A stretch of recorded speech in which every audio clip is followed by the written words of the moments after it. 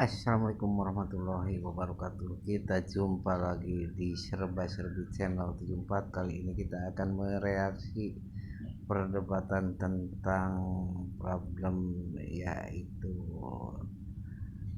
IKN yang pemerintahannya harus segera pindah ke IKN. Oke, kita lanjut aja ke videonya. Cekidot.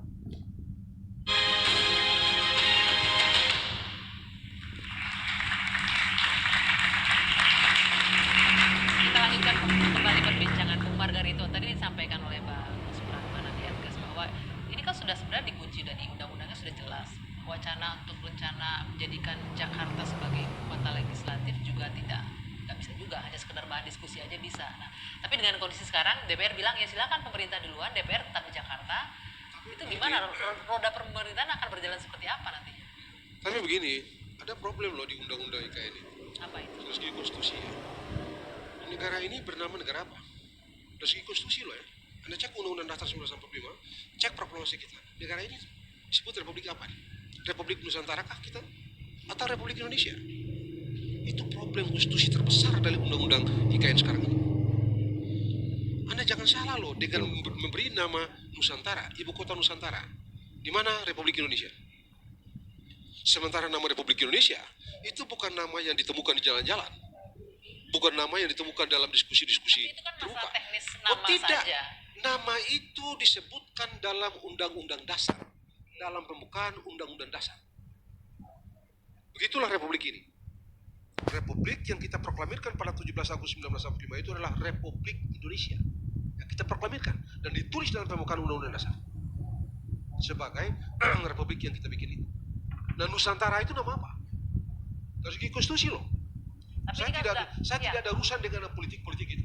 Ya. Saya urusan dengan Bentar, saya ini saya potong dulu. Ini kan sudah diketok nih undang-undangnya. Pembahasan kita Ya, lebih ke oke, sini nih, oke, Bung Margarito. oke, Lebih itu ke satu soal. bisa berjalan nggak kalau pemerintahnya di sana, DPR Sabar. tetap di Jakarta. Oke, gitu. sabar. Pertanyaannya Anda sebagai orang tata negara ya, apa kebutuhan konstitusional untuk segera pindah besok dan lusa ini? Apa kebutuhannya?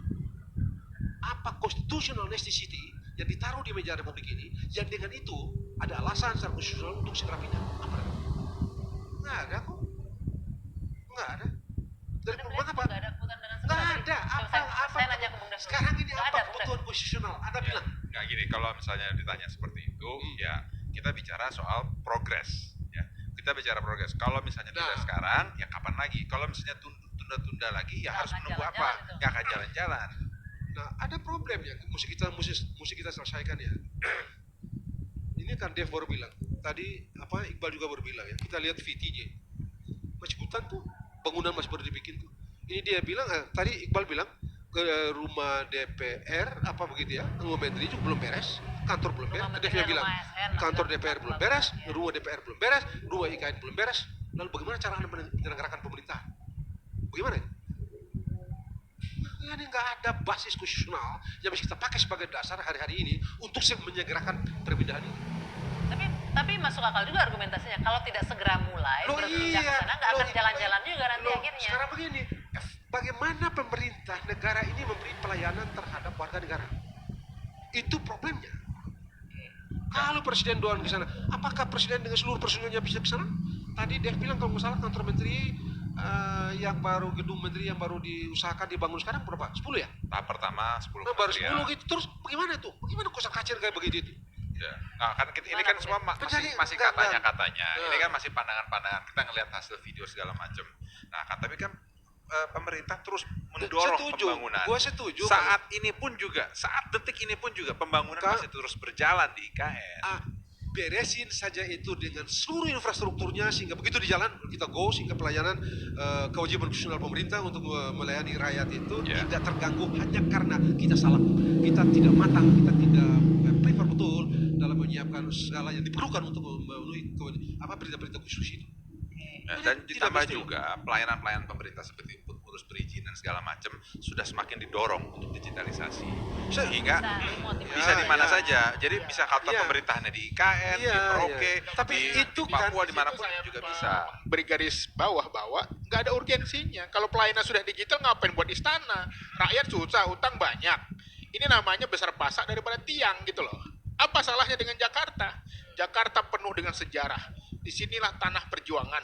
Disinilah rakyat berjuang, proklamasi dideklarasikan. Tidak ada yang salah dengan Jakartanya, mungkin untuk menyamaratakan pembangunan di mana-mana, lebih ke sana kali ya. Tetapi lagi-lagi masalahnya hutang kita menggunung. Oke. Ngapain buat istana? Oke, nah saya ke Bung Lusius. Ini pertanyaan mengenai bahwa DPR tetap nih mau bertahan di Jakarta. Pemerintah silakan ke IKN, tapi DPR di Jakarta, kami akan mengawasi dari sini. Itu akan seperti apa efektivitas pekerjaan DPR untuk mengawasi pemerintah nantinya?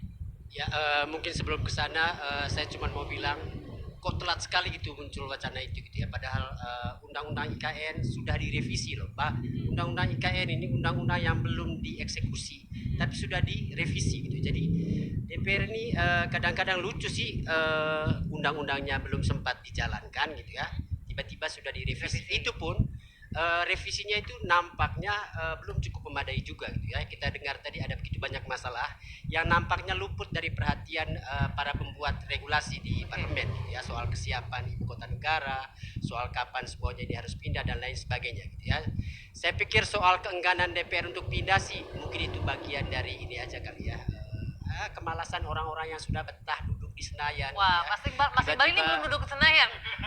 Kan kita tahu Kemalasan orang-orang kursi di sana gitu. itu empuk gitu, jadi ya mungkin susah beranjak gitu ya. Susah. Di IKN pun juga lebih Iya, empuk lagi. memang. Jadi lagi kita akan semangat pindah ke Itu sana. masih Ya, jadi Makanya saya mengatakan harusnya orang-orang yang pertama kali mengusulkan dia yang pindah duluan sebagai contoh. Jangan orang disuruh pindah tapi dia belakangan gitu loh. sebentar, tapi ini menarik yang disampaikan Bu Lucy. Ini sebenarnya jangan-jangan hanya karena faktor kemalasan pindah ke IKN aja nih anggota DPR jadinya. Benar nggak begitu? Ya ini kan masalah psychological behavior ya, perilaku manusia. Masalahnya apa? Untuk bisa pindah itu memerlukan waktu dan proses gitu. Nggak bisa karena mentang-mentang Pak Jokowi akan berakhir di bulan Oktober maka harus disegerakan. Nah ini nggak benar gitu loh. Bahwa seharusnya kalau Pak Jokowi mau selesai aja. Karena negara ini kan ada undang-undangnya, ada wakil rakyat yang mengawal gitu loh. Jangan memaksakan upacara harus di sana, harus pindah di sana, karena ingin hanya sekedar meninggalkan legacy.